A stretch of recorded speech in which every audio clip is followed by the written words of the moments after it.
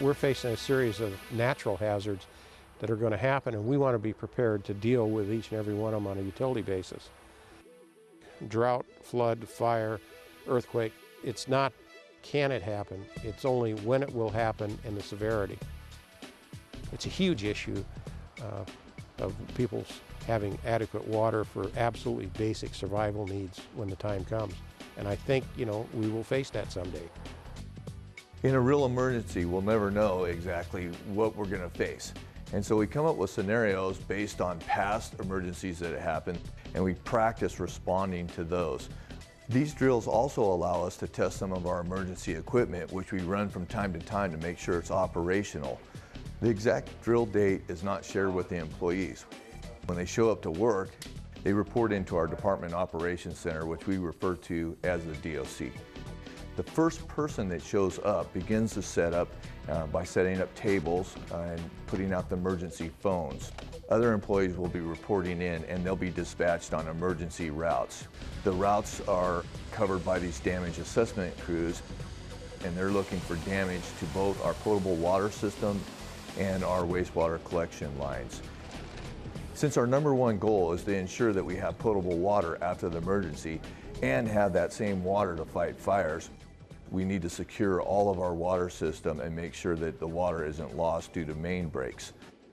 Our wastewater system has to be checked because a broken wastewater line can lead to an overflow, and 3 or 4 days after the emergency, we could start having health issues due to raw sewage on the ground. As the damage reports come into our operators, the information is taken down, and that information is passed into our operations room. Inside the operations room are maps of both our potable water system and our wastewater collection system.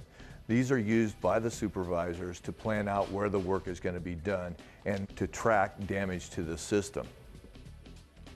It's important that all our routes are finished and all the damage is reported in before we dispatch our first repair crews. This will keep us from sending out crews to repair one problem only to find out we have a major situation in another area that needs attention first. Once the repairs have been prioritized, it's time to dispatch our repair crews. They're dispatched through the staging area manager, who will call up the lead worker from each crew, assign them a truck, the repair work order, and let them know who will be working on their crew. They respond to the scene and they're handed the scenario, which they read through, and then they have to determine what do they need to do to take care of that situation. At the same time, we have a proctor there taking notes so that we can critique the whole drill at a future date. What they've done here is there's been a power outage at Station 9, so there's no water or fire protection to the hill. The guys bring over the pumper truck and they hook up to the low side, which comes off the aqueduct, and then we hook to a high side hydrant and pump water to supply the hill with fire protection and sanitation. At the same time doing our drill, we like to incorporate work that we need to get done. That way we're not just spending time practicing a drill, but we're also accomplishing some of the daily work that we need to get done. We need to do some TV work on one of our sewer lines, and this will allow us to pump around it, lower the sewage level in that line, and give our cameras a chance to see what the problems are. This is actually the beginning of the cycle where it drops down. You see they're vacuuming out now, so this water keeps receding a little bit, water and grease.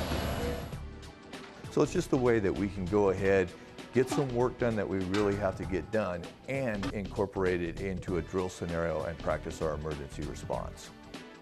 These drills help us in that goal, and it gets people set in what they need to do to provide potable water and to make sure it's sanitary conditions throughout the city.